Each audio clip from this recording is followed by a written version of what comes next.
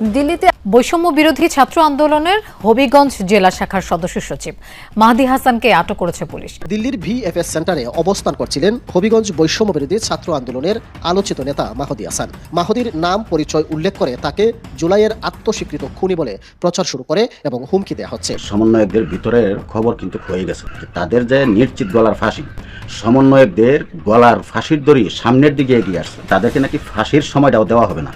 ঢাকা না দিল্লি, ঢাকা ঢাকা স্লোগান দেয়া মাহাদি এখন দিল্লিতে অবস্থান করছেন এবং দিল্লিতে তিনি কেন গেলেন তার বেশ কয়েক বছরের বড় বান্ধবী, যার সঙ্গে কন্ট্যাক্ট ম্যারেজ করেছেন 6 মাস আগে, তাকে সাথে নিয়ে গেছেন। সেই ব্যাপারে ভিডিও ভাইরাল হয়েছে।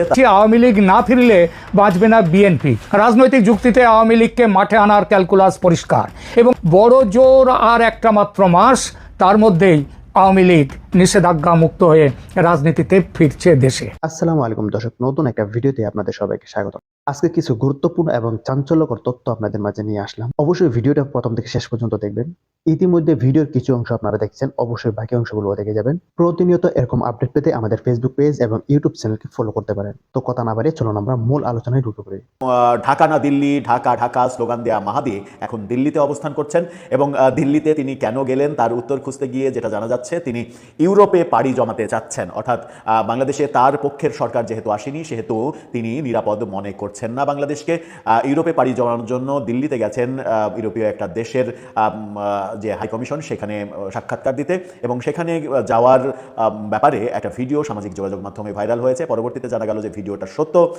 এই ভিডিওটা ভাইরাল হওয়ার প্রেক্ষাপটে আরও একটা ভিডিও ভাইরাল হয়েছে এবং গণমাধ্যম যেটা বলছে সেটা হচ্ছে যে দিল্লিতে থেকে তিনি গণমাধ্যমের সঙ্গে কথা বলেছেন এবং তিনি নিজের জীবন শঙ্কার মধ্যে আছেন।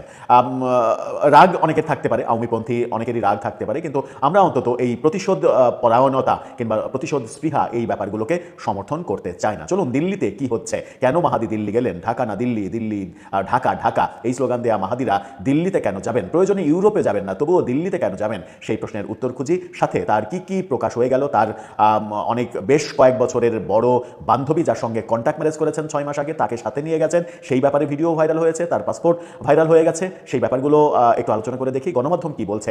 এই যে ভিডিওটা ভাইরাল হলো, সেই ভিডিওতে দেখা যাচ্ছে যে দিল্লিতে একটা জায়গায় তিনি বসে আছেন, অপেক্ষা করছেন একটা দূতাবাসে ভাইবা দেওয়ার জন্য, এবং ভিডিওটা যে দিল্লির সেটা তিনি নিজে স্বীকার করেছেন গণমাধ্যমে। ইন্টারেস্টিংলি আরেকটা ভিডিও ভাইরাল হয়েছে, সেখানে দেখা যাচ্ছে যে তার কন্ট্যাক্ট বউ, মানে বাংলাদেশে কন্ট্যাক্ট ম্যারেজ করা যায় এটাও একটা হাস্যকর ব্যাপার, তার কন্ট্যাক্টে বিয়ে করা বউ, যিনি তার চাইতে বয়সে বেশ 7-8 বছরের বড় বলে প্রচার হচ্ছে, এবং তাকে সহ নিয়ে গেছে। তার একটা ছোট্ট সাক্ষাৎকারের ভিডিও সামাজিক যোগাযোগ মাধ্যমে ছড়িয়ে পড়েছে, সেটাও একটু দেখে নিন। কি হয় আপনি? হাজব্যান্ড ওয়াইফ, এটাই তো সত্যি কন্ট্যাক্ট ম্যারেজ করেছেন? এই যে ভিডিওগুলো ছড়িয়ে পড়লো, সাথে মাহাদিকে কেন্দ্র করে বিভিন্ন ফটো কার্ড, তার পাসপোর্ট, এগুলোও ছড়িয়ে পড়েছে। তার পাসপোর্টের কপি যেটা ছড়িয়ে পড়েছে, আমি জানি না সত্য মিথ্যা, সেটা একটু দেখে নিতে পারেন আপনারা। সেই পাসপোর্টের পরে আপনারা একটা ফটো কার্ড দেখে নিতে পারেন, যে ফটো কার্ডটা ব্যাপকভাবে প্রচার করা হচ্ছে। সম্ভবত আওয়ামী অ্যাক্টিভিস্টরা এই ফটো কার্ড প্রচার করছে। এসআই সন্তোষের ছবি এবং মাহাদি আমিনের ছবি লাল বৃত্ত দিয়ে এখানে লেখা, এসআই সন্তোষ হত্যাকারী, বানিয়াচং থানা পুড়িয়ে দেওয়া, জুলাই জঙ্গি মাহাদি ভারতে পালাচ্ছে, প্রশাসনের দৃষ্টি আকর্ষণ করছে। মানে আওয়ামী অ্যাক্টিভিস্টরা তাকে জঙ্গি হিসেবে, সন্ত্রাসী হিসেবে আখ্যা দিচ্ছে। কিন্তু গণমাধ্যম কি বলছে? গণমাধ্যম বলছে তার উপরে প্রতিশোধ নেওয়ার প্রক্রিয়া চলছে। আমরা কোনোভাবেই সেই প্রক্রিয়াকে সমর্থন করতে পারি না। যে যত বড় অপরাধী আপনার দৃষ্টিতে হন না কেন, তিনি যদি সত্যি অপরাধী হন, তাহলে আইনের মাধ্যমে তার বিচার হবে, কিন্তু কোনোভাবেই তার উপরে প্রতিশোধ নেওয়ার ব্যাপারটা, বাংলাদেশে যে প্রতিশোধ এবং হিংসার রাজনীতি শুরু হয়েছে এবং প্রফেসর ইউনূসের সরকার এটা শুরু করেছেন, সেই প্রক্রিয়াকে কোনোভাবেই সমর্থন করা যায় না। গণমাধ্যম জাগো নিউজ 24 কি বলছে দেখুন। জাগো নিউজ বলছে, দিল্লি ভিএফএস সেন্টার থেকে মাহাদির ভিডিও ধারণ করে ফেসবুকে পোস্ট, হুমকি। সেখানে 2টা পোস্টও দেওয়া হয়েছে। এই ব্যাপারে তারা বলছে যে বৈষম্য বিরোধী ছাত্র আন্দোলনের হবিগঞ্জ জেলা শাখার সদস্য সচিব মাহাদি হাসান বর্তমানে ভারতের দিল্লিতে অবস্থান করছেন। গতকালকে দুপুরে সেখানে তার অজ্ঞাতে ভিডিও ধারণ করে সামাজিক যোগাযোগ মাধ্যমে পোস্ট করা হয়েছে। ভারতের ক্ষমতাসীন দল বিজেপি এবং পলাতক আওয়ামী লীগের সংশ্লিষ্ট বিভিন্ন অ্যাকাউন্ট থেকে এগুলো প্রচার করা হচ্ছে।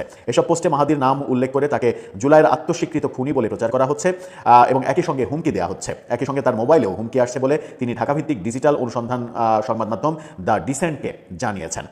মাহাদি হাসান দ্য ডিসেন্টকে জানিয়েছেন, তিনি ফিনল্যান্ডে যাওয়ার জন্য ভিসা সংক্রান্ত কাজে দিল্লির ভিএফএস সেন্টারে গিয়েছিলেন। সেখান থেকে মঙ্গলবার দুপুর 1টার দিকে বের হয়ে হোটেলে আসার পর তার মোবাইলে বিভিন্ন অপরিচিত নম্বর থেকে মেসেজ এবং কল আসতে থাকে। এসব কল ও মেসেজ থেকে তিনি বুঝতে পারেন কেউ তার অজান্তে তার বর্তমান অবস্থান, মোবাইল নম্বর, অন্যান্য ব্যক্তিগত তথ্য সামাজিক যোগাযোগ মাধ্যমে পোস্ট করেছে। দ্য ডিসেন্ট ফেসবুক ও এক্সে সার্চ করে মাহাদিকে নিয়ে শতাধিক পোস্ট পেয়েছে। বেশিরভাগ পোস্টেই একটি ভিডিও যুক্ত করা হয়েছে যেখানে দেখা যাচ্ছে মাহাদি একটি চেয়ারে বসে আছেন। ভিডিওটি মাহাদির পেছনে থাকা কেউ ধারণ করেছে, যেটা আপনাদেরকে দেখালাম। মাহাদি জানান দৃশ্যটি মঙ্গলবার দুপুরে ধারণ করা, যখন তিনি দিল্লিতে ভিএসএফ সেন্টারে গিয়েছিলেন ভিসা সংক্রান্ত কাগজপত্র জমা দিতে। তবে তিনি জানেন না কে বা কারা ভিডিও ধারণ করেছে। মাহাদি বলেন তিনি হোটেলে ফেরার পর এসব দেখে নিরাপত্তাহীনতায় ভুগছেন। আমি খুব ভয়ে আছি, কে বা কারা আমাকে অনুসরণ করছে, আমি কিছু বুঝতে পারছি না। হোটেলে ফেরার পর আমি বের হইনি, কয়েকবার দরজায় কড়া নাড়া হয়েছে, আমি খুলিনি। তিনি বলেছেন ইতিমধ্যে দিল্লিতে বাংলাদেশ হাইকমিশনকে জানানো হয়েছে।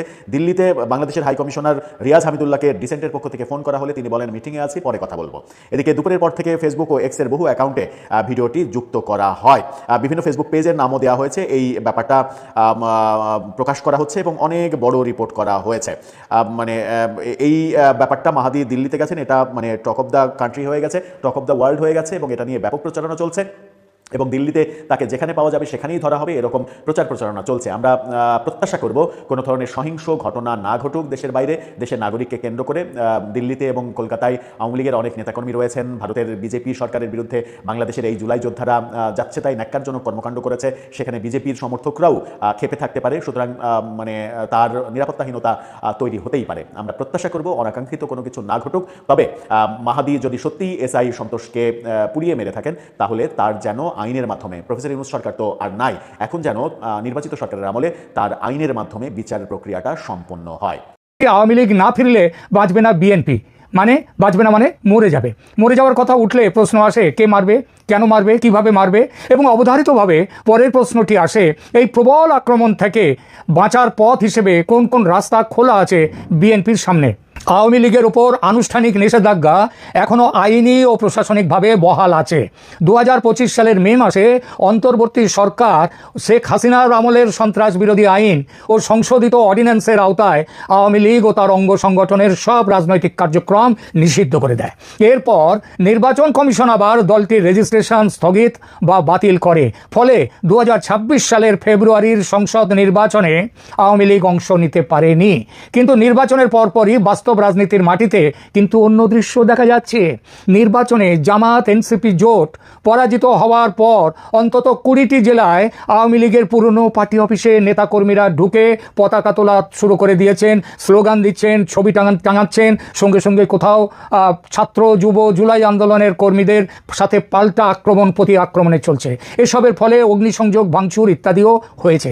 ঢাকাতেও পর্যন্ত আওয়ামী লীগ তাদের একটি বেদখল হওয়া অফিস উদ্ধার করে সেখানে কাজ করা শুরু করেছেন। পঞ্চগড়ে এক ইউনিয়ন পর্যায়ের আওয়ামী লীগ অফিস পুনরায় খোলার ঘটনায় স্থানীয় বিএনপি নেতাকে সামনে দাঁড়িয়ে সমর্থন দিতেও দেখা গেছে। তিনি নিচে বলেছেন এলাকার শান্তি শৃঙ্খলা রক্ষার তাগিদেই অফিস বন্ধ থাকার যৌক্তিকতা নেই আর। যদিও পরে পার্টি এই বিষয়ে তাকে প্রশ্ন করলে তিনি অন্যরকম সাফাই দিয়েছেন। তবে সাফাই যাই দেন না কেন এটা স্পষ্ট যে আওয়ামী লীগকে আর ফ্যাসিস্ট দল বলে মনে করছে না বিএনপি নেতারা। মাঠ পর্যায়ে বিএনপি চায় আওয়ামী লীগ তাদের রাজনৈতিক কর্মকাণ্ড শুরু করুক, অর্থাৎ আইনগত নিষেধাজ্ঞা বহাল থাকলেও মাঠের রাজনীতিতে ইতিমধ্যেই আওয়ামী লীগ আবার দৃশ্যমান হতে শুরু করেছে এবং সেই প্রক্রিয়ায় স্থানীয় বিএনপি নেতাদের একটি অংশ অন্তত নীরব, কোনো জায়গায় সরব সমর্থনও দিচ্ছে, এমন উদাহরণ মিলে যাচ্ছে। বাংলাদেশের রাজনীতির নির্বাচন উত্তর গতিবিধি দেখে বোঝা যায় মাঠে অদৃশ্য থাকলেও আওয়ামী লীগকে সামনে নিয়ে বেশ কিছু পরিমাণে আবর্তিত হতে চলেছে আগামীর রাজনীতি। কেন আগামী দিনের রাজনীতিতে সংঘাত আরও তীব্র হবে তার পেছনে আছে এক ত্রিমুখী বাস্তবতা। 1, গণভোটে পাশ হওয়া জুলাই চার্টার। 2, সেই চার্টারকে প্রশ্নবিদ্ধ বা বিলম্বিত করার বিএনপির কৌশল। এবং 3, দুইটি বিষয়কে কিভাবে প্রভাবিত করতে পারে যদি আওয়ামী লীগের মাঠে পুনরাবির্ভাব হয় তাহলে সেই বিষয়। এই 3টি বিষয় একসঙ্গে মিলিয়ে কয়েকটি অবধারিত টানাপোড়েন তৈরি হচ্ছে। জনম্যান্ডেট বনাম সংসদীয় সংখ্যাগরিষ্ঠতায় জুলাই চার্টার গণভোটে হ্যাঁ পেয়েছে, যদিও সেটাও প্রশ্নবিদ্ধ নির্বাচনে সেই গণভোটের সংখ্যা। তারা বলছে, সরকার থেকে বলছে 60% মতো ভোট পেয়েছে গণভোট, তারও মধ্যে আবার বেশ কিছু 60% হ্যাঁ ভোট পেয়েছে। একই সময়ে বিএনপি একক সংখ্যাগরিষ্ঠতা পেয়েছে সংসদে। এখন দেখা যাচ্ছে বিএনপি সাংবিধানিক সংস্কার পরিষদের শপথ না নিয়ে বিলম্বিত করতে চায় এই প্রক্রিয়া। দেখে মনে হচ্ছে চার্টারের মূল ধারাগুলোকে লঘু করতে চায় তারা, এবং জুলাই চার্টার নিয়ে যে গণভোট তাকে গুরুত্ব না দিয়ে সংসদের দ্বারা সাংবিধানিক সংস্কারের পথে যাবে তারা। অন্যদিকে জামাত এনসিপি সংবিধান সংস্কার পরিষদের সদস্য হিসেবে শপথ নিয়ে বুঝিয়ে দিয়েছে সংঘাত সংঘাতে যেতে তারা তৈরি। সংঘাতের কারণ হিসেবে তারা সহজেই বিএনপি সরকারকে বলতে পারবে যে সংসদীয় সংখ্যাগরিষ্ঠতা দিয়ে আপনারা গণভোটের ম্যান্ডেট খর্ব করছেন। এ থেকেই রাস্তায় সংঘাতের শক্তিশালী নৈতিক ও রাজনৈতিক ভাষা পেয়ে যাবে জামাত এনসিপির আন্দোলন। ফিরতে পারে রাজপথের আন্দোলন। 24শে জুলাইয়ের মতো অতটা ব্যাপক না হলেও চেষ্টা করবে সেই রকম ব্যাপক করার। জামাত নিশ্চিতভাবেই চুপচাপ বসে থাকবে না আগামী 5 বছর। যেভাবে দেশে গত 1.5 বছর সাম্প্রদায়িক রাজনীতিতে হাওয়া দিয়ে মজবুত করেছে তাদের সংগঠন, যেভাবে প্রশাসনকে দখল করেছে, সেই একই কায়দায় আগুন জ্বালিয়ে আবার ক্ষমতা দখল করতে চাইবে তারা। ধর্মীয় রাজনীতির সমর্থক বিএনপির মধ্যে যে খুব একটা কম নেই তা নয়, যথেষ্ট আছে। তারা ক্রমশ বিএনপি ছেড়ে জামাতের সমর্থক হচ্ছেও। নির্বাচনের আগে দল বদলের বেশ কিছু পরিচিত মুখকে দল বদল করতে দেখা গেছে। এই প্রক্রিয়া আগামীতে আরও বাড়বে। এক কথায় বিএনপির সদস্য বিএনপিকে খেয়ে পালোয়ান হতে চাইছে জামাত, আর সেটাই তাদের রাজনৈতিক লাইন। আবার শুধু বিএনপি কেন, ছদ্ম জামাতি কি আওয়ামী লীগেও নেই? নিশ্চয়ই আছে। হয়তো বিএনপির চেয়ে তুলনায় কম, হয়তো নিশ্চিতভাবেই কম, কিন্তু আছে, একেবারে নেই তা নয়। ধর্মের সুরসুরি যত বাড়বে এবং সেই সুরসুরি দিয়ে যদি জামাত তারা যদি সফল হতে থাকে, তাহলে যত দিন যাবে বিএনপি ছেড়ে লোক যেমন জামাতে চলে যাবে, আওয়ামী লীগ ছেড়েও যারা এখন সমর্থক রয়েছে তারাও জামাতের দিকে ঘেঁষবে। এই জামাতি বিপদ থেকে বাঁচতে গেলে মূলধারার রাজনীতির এই দুই দল বিএনপি এবং আওয়ামী লীগকে পরিকল্পনা করে মাঠের দখল ফিরিয়ে নিতে হবে। জামাত, এনসিপি এবং সংশ্লিষ্ট ছাত্র যুব সংগঠনগুলো নিজেদেরকে 2024 সালের জুলাই অভ্যুত্থানের প্রকৃত উত্তরাধিকারী হিসেবে প্রতিষ্ঠা করতে চাইবে। তাদের বার্তা স্পষ্ট, আওয়ামী লীগকে হটিয়ে শুধু পুরনো 2 দলীয় শাসন পুনঃপ্রতিষ্ঠা করা নয়, বরং পুরো ব্যবস্থার রূপান্তর চাই তাদের হিসাবে, তাদের মতো করে। বিএনপি যদি চার্টারের রাজনৈতিক ও প্রাতিষ্ঠানিক রূপান্তরগুলোতে টালবাহানা করে, যেটা বিএনপি করতে শুরু করেছে, তাহলে পুরনো ব্যবস্থা ফিরিয়ে আনার ষড়যন্ত্র, এই অভিযোগ তুলে জামাত এনসিপি আন্দোলনের রাস্তায় নামবে। দীর্ঘ সময় ধরে বিএনপি জামাত সম্পর্ক ভোট যন্ত্রণা ও ক্ষমতা অংশীদারির ওপরে দাঁড়িয়েছিল। আদর্শিক সুস্পষ্ট ঐক্য কখনোই ছিল না। এখন জামাত সংসদে প্রধান বিরোধী শক্তি হয়েছে আর বিএনপি এসেছে সরকারে। এই অবস্থায় জামাতের জন্য সবচেয়ে লাভজনক রাজনীতি হবে জুলাই চার্টারের আনুগত্যের প্রশ্নে নৈতিক উচ্চভূমি দখল করা। বিএনপিকে অর্ধেক সংস্কারবাদী, অর্ধেক ফ্যাসিস্ট এমন কথাও বলতে পারে, সেই হিসেবে চিত্রিত করতে পারে, এবং প্রয়োজন হলে জামাত এনসিপি সংসদ বর্জন করে আবার রাস্তায় নেমে পড়তে পারে। এই 3টি কারণেই বলা যায় সংঘাত কেবল সম্ভব নয়, বরং কাঠামোগতভাবে অনেকটা অনিবার্য দিকেই এগোচ্ছে। এই পরিস্থিতিতে আওয়ামী লীগকে মাঠে নামানোর ক্যালকুলাস বিএনপির কাছে বড় লাভজনক কৌশল। জামাত এনসিপি প্রভাব খর্ব করতে আওয়ামী লীগকে পুনরায় বৈধ রাজনীতির ময়দানে টেনে আনার প্রলোভন বিএনপির সামনে সুবিধাজনক ও বড় রাজনৈতিক চাল হয়ে উঠতে পারে। বিএনপি এর আগে বক্তব্য দিয়েছে কি, দল নয় অপরাধ বিচার। ইউনূস সরকার যখন আওয়ামী লীগকে নিষিদ্ধ করছিল, বিএনপি কিন্তু তখন একদম কঠিন অবস্থান নেয়নি। বিএনপি বলেছে, যদিও ফ্ল্যাকচুয়েট করেছে, তবে প্রথম দিকে বিএনপি কিন্তু বলেছে তারা আওয়ামী লীগকে নিষিদ্ধ করতে চায় না। 2025 সালে দেওয়া একাধিক বিবৃতিতে বিএনপি নেতারা বলেছিলেন আওয়ামী লীগ রাজনৈতিকভাবে প্রতিদ্বন্দ্বী হতে পারে, কিন্তু অপরাধের বিচার ব্যক্তি পর্যায়ে হওয়া উচিত। দল নিষিদ্ধ করা গণতন্ত্রের জন্য ঝুঁকির, অর্থাৎ দলটিকে স্থায়ীভাবে রাজনীতি থেকে বাদ দেওয়ার ধারণার সঙ্গে বিএনপি প্রকাশ্যে একাত্ম হয়নি কোনোদিন। বড় 2 দলের কাঠামোর প্রতি বিএনপির একটি স্বাভাবিক স্বস্তির জায়গা আছে।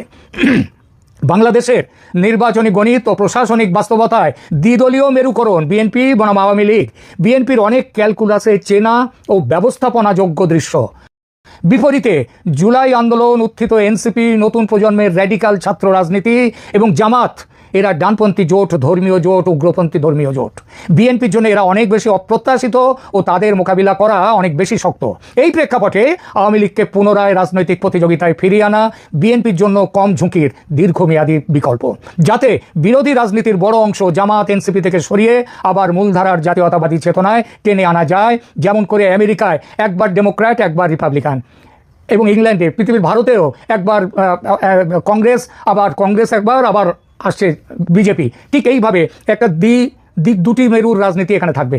নির্বাচনের পরপরই কয়েকটি জেলায় যেভাবে নিষিদ্ধ আওয়ামী লীগ অফিস পুনরায় খোলার ঘটনায় স্থানীয় বিএনপি নেতাদের শান্তির স্বার্থে অফিস খোলা থাকুক, এই ধরনের ভূমিকা দেখা গেছে, তা অন্তত একটা বার্তা দেয় যে শীর্ষ পর্যায়ে না হলেও উপজেলা, ইউনিয়ন স্তরে বিএনপি আওয়ামী সম্পর্ক ইতিমধ্যে শত্রুতা থেকে সহাবস্থানের দিকে সরে এসেছে।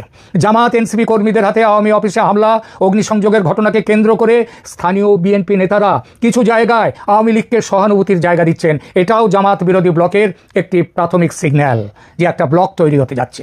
রাজনৈতিক যুক্তিতে আওয়ামী লীগকে মাঠে আনার ক্যালকুলাস পরিষ্কার এবং বাস্তবে তা খুব একটা কঠিনও নয়। নিষেধাজ্ঞা এসেছে সন্ত্রাস বিরোধী আইন ও আন্তর্জাতিক অপরাধ ট্রাইব্যুনালের বিচার প্রক্রিয়ার সঙ্গে যুক্ত করে।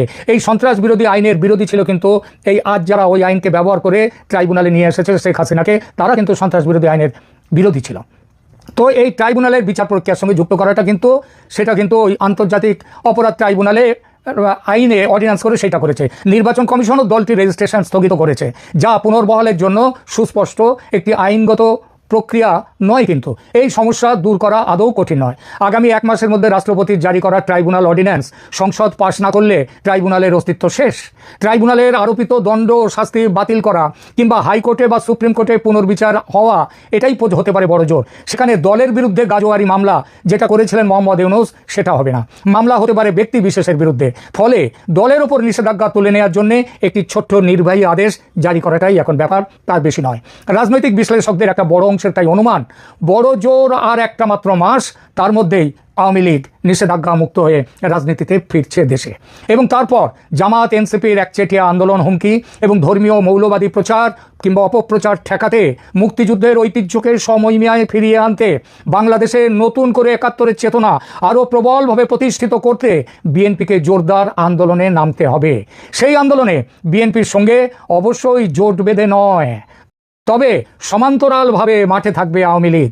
বড় জোর 1 মাস সময় লাগবে, আর তার বেশি নয়। সম্পূর্ণ ভিডিওটা দেখার জন্য আপনাদেরকে অসংখ্য ধন্যবাদ। অবশ্যই এই ভিডিওটি বন্ধুদের মাঝে শেয়ার করে দেবেন।